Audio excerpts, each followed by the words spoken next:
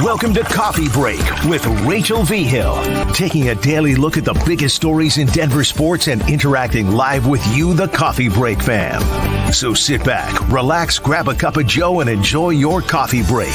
Here's your host, Rachel Vigil.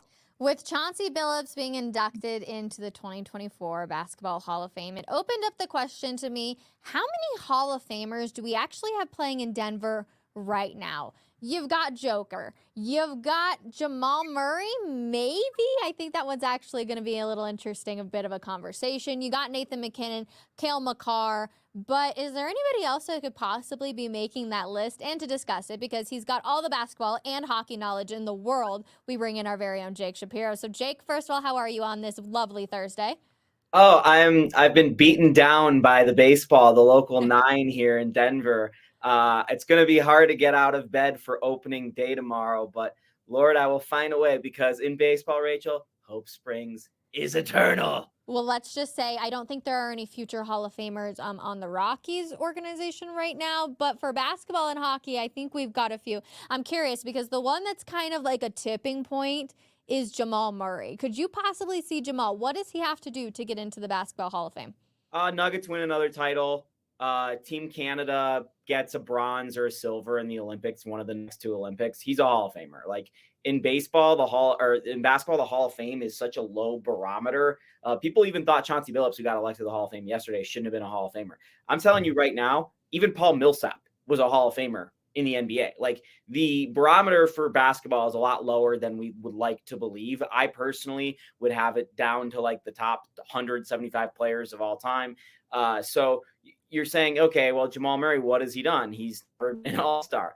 Well, I guarantee you he's going to end up on an all-NBA or an all-star team at some point here. I just am not sure when. They probably are going to win another title, and Jamal's going to be a huge part of it. So, yeah, I think Jamal Murray's not a slam dunk Hall of Famer, but if you ask me right now, I would say Jamal Murray's more likely to end up in the Hall of Fame than he's not. Well, and it always has to do with the fact of the All-Star. Like, everyone talks about the All-Star game, the All-Star game. He hasn't been an All-Star yet. He hasn't done this, the injuries. And the big question mark around Jamal Murray is, of course, the injuries every single time. So he's not playing tonight. That's my guess. I know that hasn't exactly been confirmed. But, Jake, what's your concern level when it comes to Jamal at this point? Because it's a little concerning of how many games he's missed.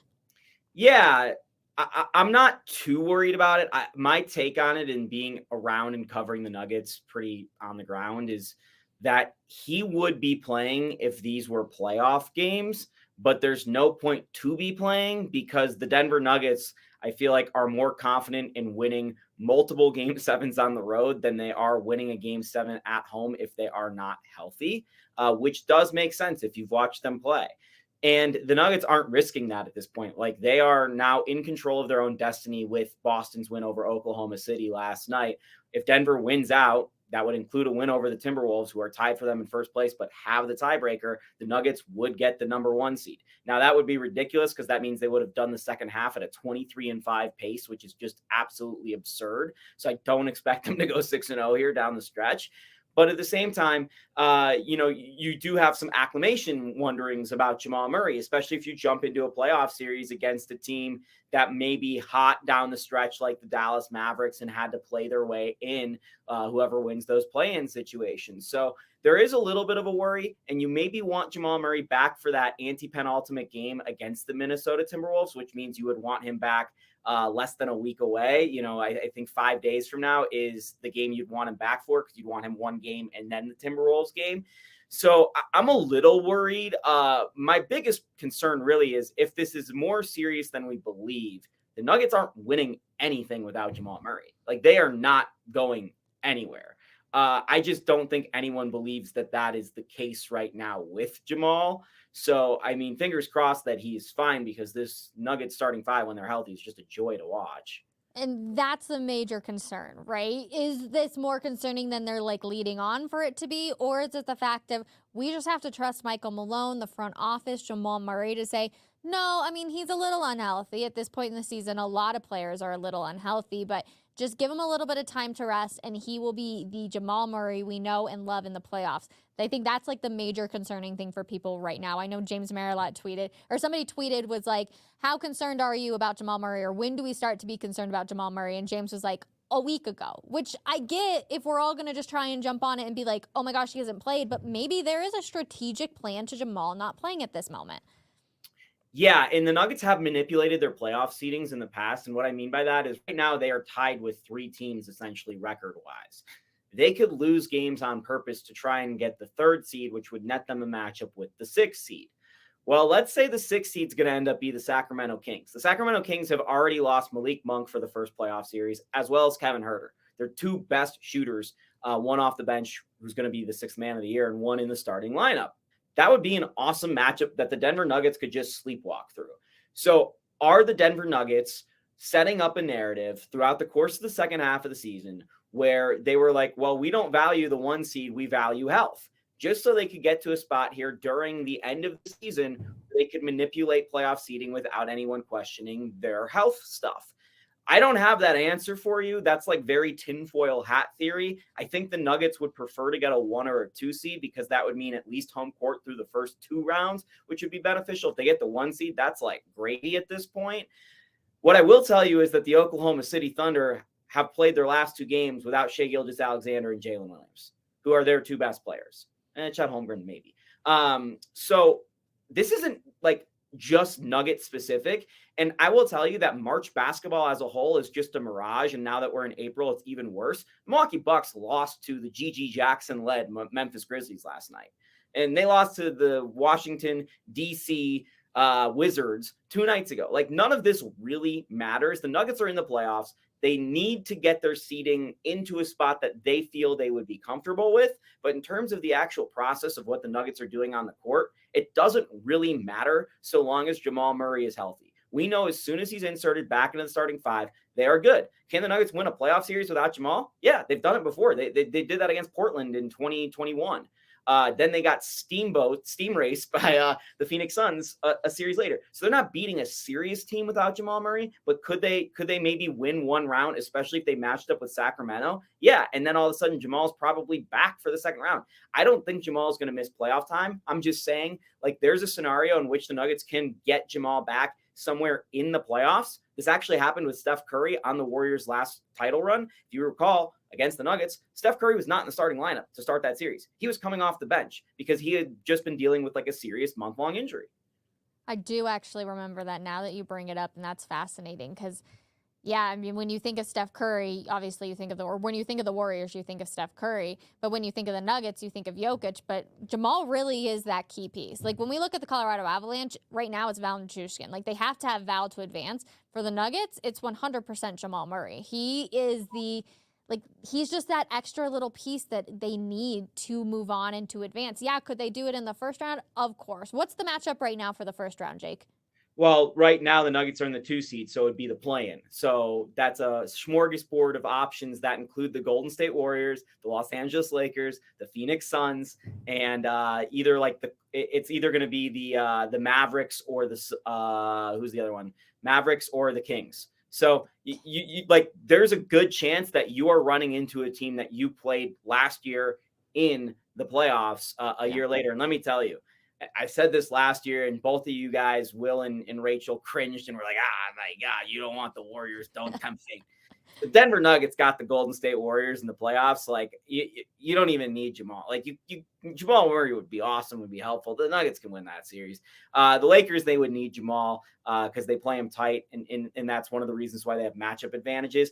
Mm-hmm. I think they could still win it without Jamal because Michael Porter Jr. is the real reason why they beat the Lakers. But the teams that are fighting for the play-in, while they might have huge stars on them and might be the big name teams everyone talks about, like ESPN, those teams are not very good. Like, they're not at the Nuggets level. The Nuggets level is one that the Oklahoma City Thunder are at, is one that the Boston Celtics are at, and nobody else. And when the playoffs come, we've seen the Boston Celtics collapse. We've seen the Boston Celtics be terrible down the stretch in games this year. And when the playoffs come, will the Oklahoma City Thunder be too young? We don't have those question marks with Denver. The only question The only question, Rachel, with the Denver Nuggets is health.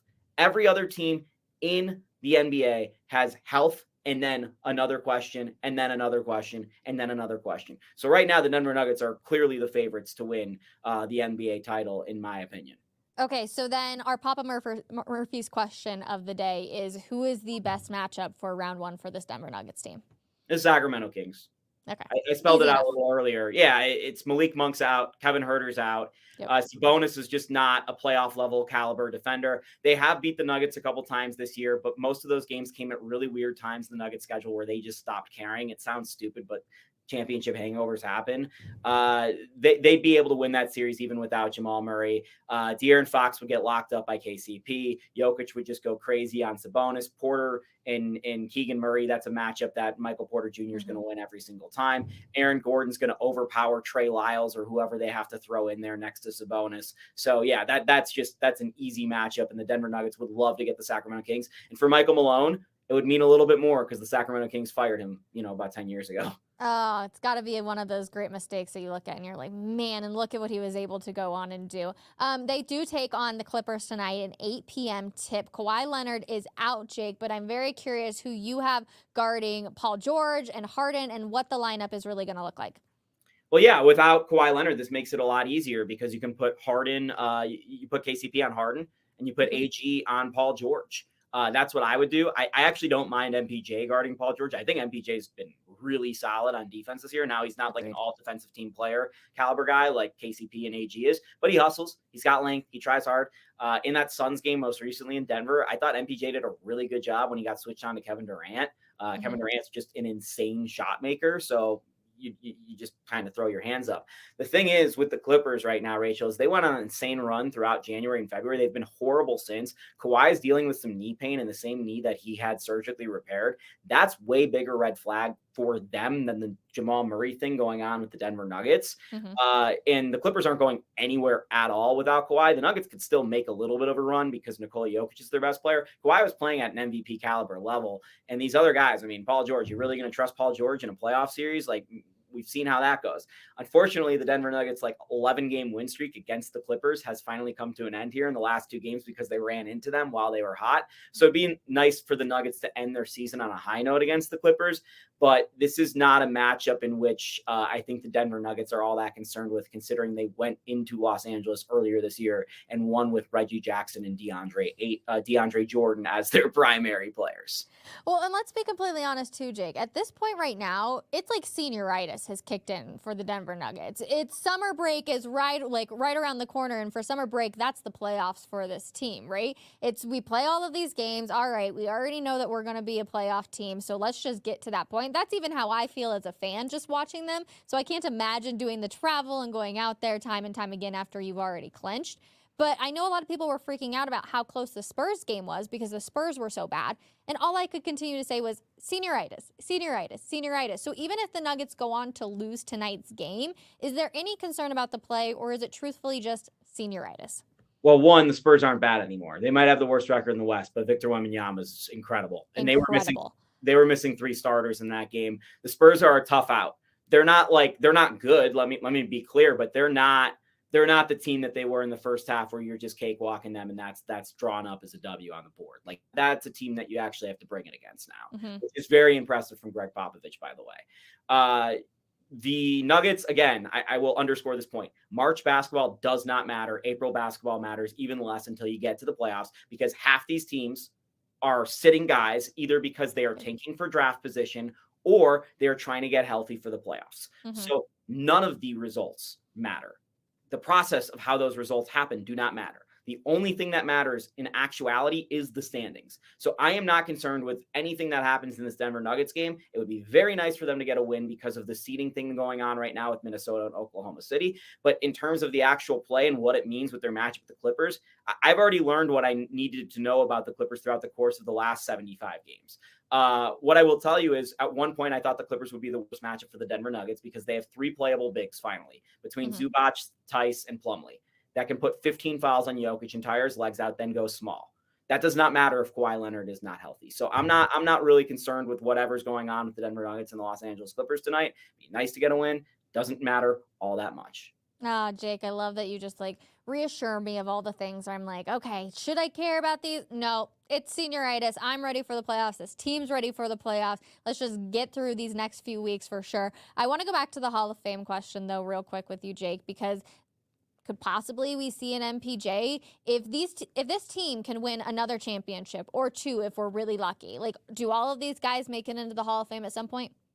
Well, at what point does a team become iconic, right, Rach? Like True. that's the question here. The Boston Celtics, that Paul Pierce team, it took them one title. We're still talking about them for some reason. They only won once, by the way. They only won once. Like, we make a whole thing about their whole dynasty. They won once. But the Miami Heat, the Beatles, the Heatles, they only won twice, and all three of those guys are going to the Hall of Fame. And granted, Chris Bosh had a hell of a career before and after that era. Dwayne Wade was the best player in the NBA at the time that LeBron James joined the team, arguably. So that's a slam dunk. You could make the case, especially if Aaron Gordon, again, gets on this Team USA team, which there's a spot available for him to get. Seems like this is going to be an iconic Team USA team with LeBron, Chris Paul, Kevin Durant, Steph Curry, all making one last run, perhaps. If Aaron Gordon gets the last spot on that team, he becomes an iconic piece of basketball culture the same way the Dream Team was. I think Christian Laettner is in the Hall of Fame, and he was the worst guy in that Dream Team and did not have a good NBA career. Granted, one of the greatest college players of all time. I think there's a possibility that both MPJ and Aaron Gordon could end up in a Hall of Fame. I'm not going to say it's likely, but the fact that that's a possibility right now in their careers, I think is interesting. And I've made this point a couple times on Twitter here the last couple months. We might be entering right now a situation where MPJ is more likely to be Jokic's first All-Star than Jamal. And one, because MPJ is playing really, really well, like fantastically well. The second part, Rachel, is the guards in the West are ridiculous. Jamal Murray trying to get to be a top 6 guard. Like, De'Aaron Fox didn't make the All-Star game this year, and De'Aaron Fox is the best player on a playoff team. Yes. There's less of that depth at the forward position, especially very soon when LeBron is probably not going to be able to sustain this level for, 2-3 more years. It's absurd at this point. Maybe he is.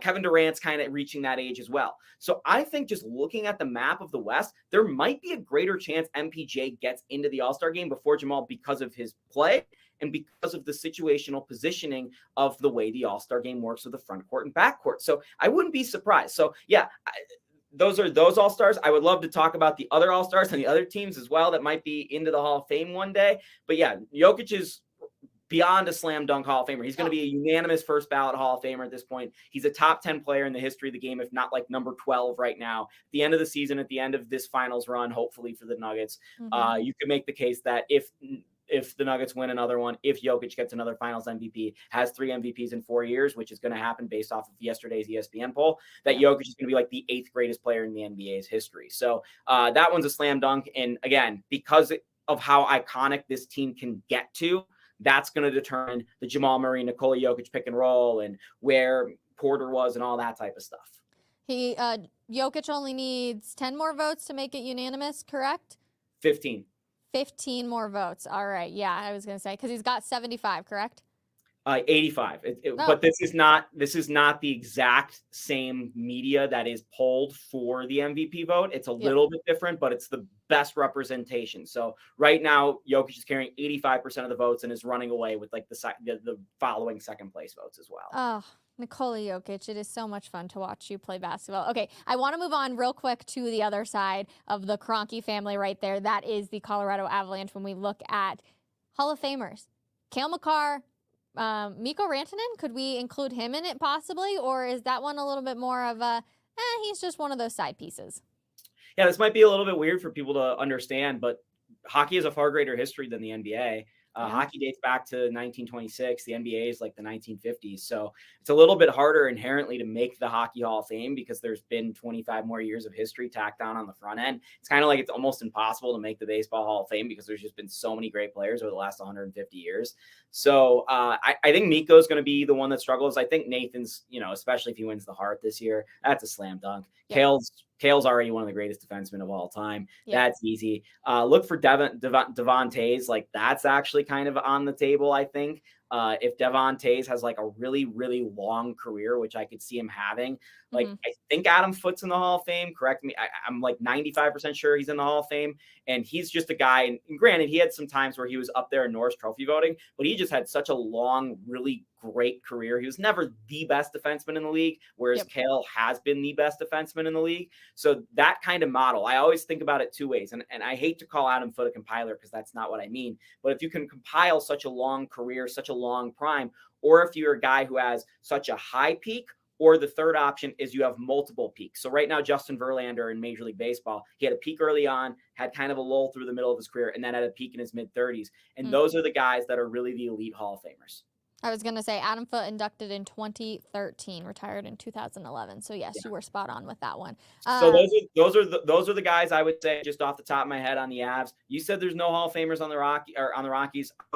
I wouldn't be surprised if Chris Bryant, how bad of a career. But look, Rachel, he's the guy who recorded the final out for the Cubs winning a World Series after 100 plus years of not doing it. And he's a National League MVP. Baseball, a weird sport though, Rachel, because every single NBA MVP ever has made the Hall of Fame unless they are still active. So Jokic, obviously not in the Hall of Fame. The one that's going to probably be the first not Hall of Famer that won an MVP is Derrick Rose. So until this point in NBA history, every MVP has made the Hall of Fame. Baseball, you can be the best player in baseball for multiple years and not even sniff the Hall of Fame. Chris Bryant was arguably the best player in baseball for 2 years, and he's going to struggle to get into the Hall of Fame, but that's the only guy on the Rockies right now that even has that option. And then, of course, with the Broncos, I think Pat Surtain's probably on his way to a Hall of Fame career. Justin Simmons just left. That one's going to be 50-50, to be honest. He probably needs to win something with someone that's not here and have some more memorable career highlights. But those are the Hall of Famers that I think of off the top of my head in Denver sports right now. And I think it's a pretty strong list, especially with the KSE teams. Yeah, absolutely. We're very lucky to be watching everybody who's playing down there at Ball Arena. The Chris Bryant one hurts a little bit, and I know it's because I'm just taking it personal with everything that's going on and how, like, all the offseason drama with Chris Bryant, but then just his play to start the season, I was like, oh my gosh, Chris Bryant, you were supposed to be, quote unquote, a little bit of a saving grace, and that has not happened. So I feel like I just got a little bit of personal beef that I need to let go of when it comes to CB or KP. Yeah.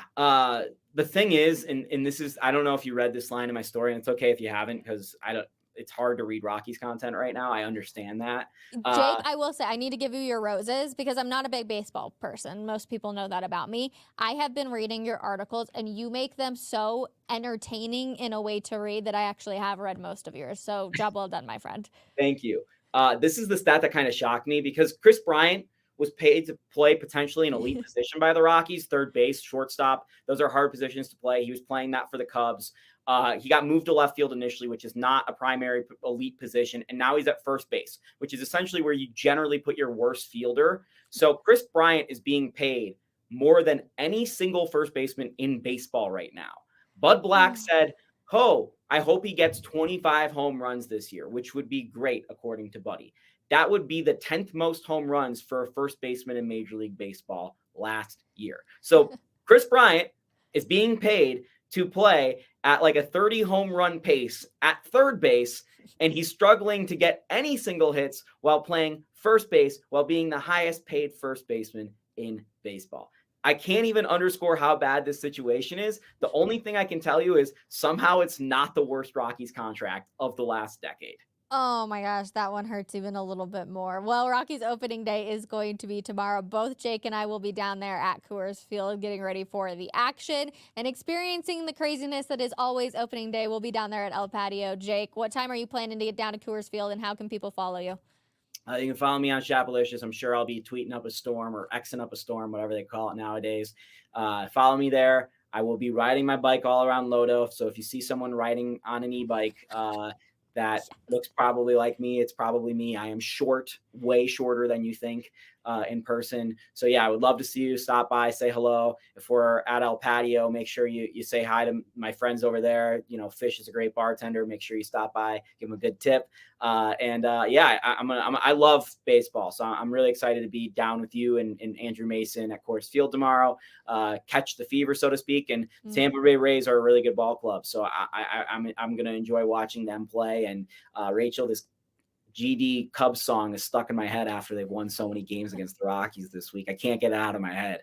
I know. All right, Jake, on that note, thank you so much for taking a little bit of time. As always, I appreciate you. And to everybody else for hanging with us, I always appreciate it. We love the comments that we get. Again, if you're down there next to Coors Field tomorrow, definitely come say hi. We'll be doing Coffee Break live from Coors Field tomorrow. So it'll be a great day, opening day, 75 degrees, beautiful day in the Mile High City. To all of you, thank you so much for spending a little bit of your time with us. If you're watching us on YouTube, subscribe, like, and comment down below. That way we get you all on your notifications. Plus, we're getting out to more and more Nuggets fans, Avalanche fans, Rockies fans, the very few that there are. But as always, we appreciate you guys. Now get back to work, and we'll see you tomorrow. Bye, everybody.